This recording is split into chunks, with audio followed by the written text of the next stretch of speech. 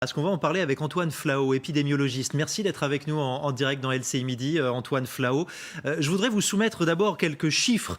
Le nombre de cas quotidiens, on va voir ensemble cette courbe, on est à 4500 cas quotidiens, nouveaux cas quotidiens positifs. C'est à peu près comparable à ce qui se passait en août 2020. Et à l'époque, en extérieur, Antoine Flao, par endroit, on portait le masque. Alors est-ce que ça vous paraît raisonnable de l'abandonner à l'extérieur dans 15 jours ?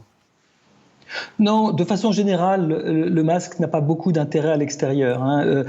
Ça a été très bien dit dans votre reportage. Les gens ont du bon sens. Je veux dire, on sait aujourd'hui, on a progressé depuis le mois d'août dernier. Et on sait aujourd'hui que la plupart des transmissions, si ce n'est la totalité d'entre elles, se passent par des aérosols, dans des milieux clos, mal ventilés, bondés, où l'on passe du temps. Et c'est là où le masque est très très important.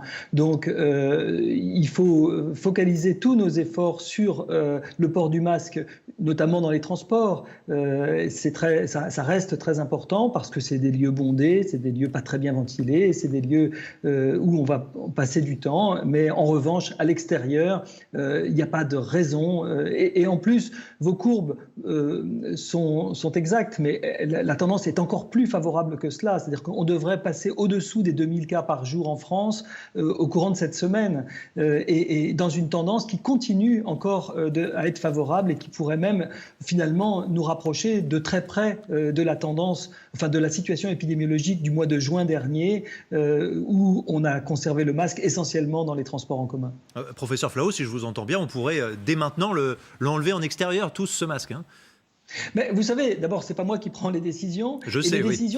Et les décisions n'ont pas été conditionnées à des indicateurs épidémiologiques. Donc, les épidémiologistes sont un peu en retrait dans tout cela. Nous, si on avait conditionné ces mesures de déconfinement à des indicateurs épidémiologiques, on aurait dit on commence à ouvrir les bars et les restaurants à 5000 cas. C'est ce qui s'est passé par chance. Le 9 juin, on était à peu près autour de 5000 cas par jour. Et puis après, on aurait dit, quand on arrivera à 2000 cas par jour, à moins de 2000 cas par jour, on pourra enlever les masques, on pourra également probablement enlever le couvre-feu.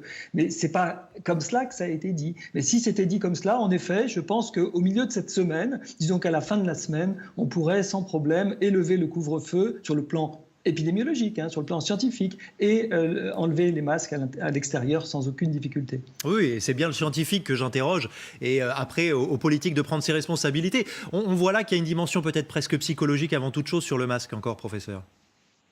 Alors oui, c'est bien que vous signaliez ça, parce que la dimension psychologique, c'est celle qui a permis d'expliquer pourquoi on a recommandé le masque à l'extérieur. Quand vous êtes dans une rue commerçante, que vous rentrez dans un commerce, puis après dans une boulangerie, puis après vous faites des courses dans un endroit pas très très bien ventilé, etc., là, il peut être très concevable qu'en mettant le masque en permanence dans ces endroits, ces rues très commerçantes, très passantes, d'une part, vous vous protégez un petit peu des gens qui seraient à très grande proximité, et d'autre part, vous n'allez pas l'oublier quand vous allez rentrer dans ces commerces. En revanche, c'est vrai qu'en milieu extérieur, on est quand même mieux que quand on ouvre les fenêtres. Or, en milieu fermé, on vous dit il faut ouvrir les fenêtres quelques fois par heure. C'est quand même beaucoup mieux en toute situation quand vous êtes à l'extérieur. Donc à l'extérieur, en réalité, scientifiquement, il n'y a pas de raison et il y a probablement extrêmement peu de contamination. En tout cas, il n'y en a pas, à ma connaissance, de documentés en milieu extérieur qui se sont produites, y compris quand il y avait du monde.